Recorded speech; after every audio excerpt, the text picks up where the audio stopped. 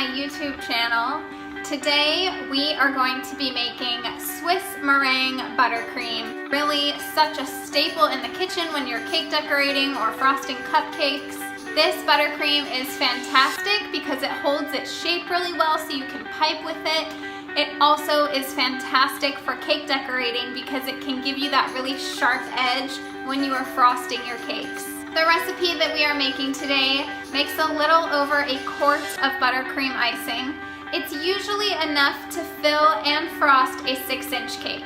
Make sure to check my description down below where I will be posting this recipe and writing for you the details of what I'm doing in my video. Without further ado, let's get into it. You will need 5 egg whites, 1 cup and 2 tablespoons of sugar, a pinch of salt, and 1 pound of unsalted softened butter.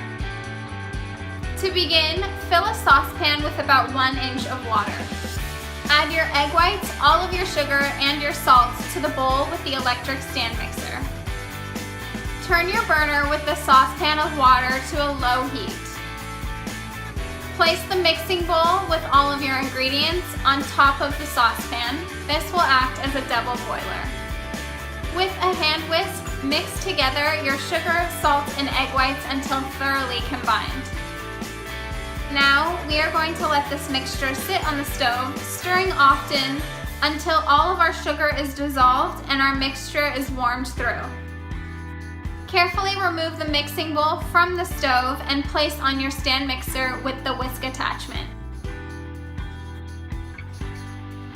Mix together on high until a stiff meringue has formed and the bottom of your bowl is cool to the touch.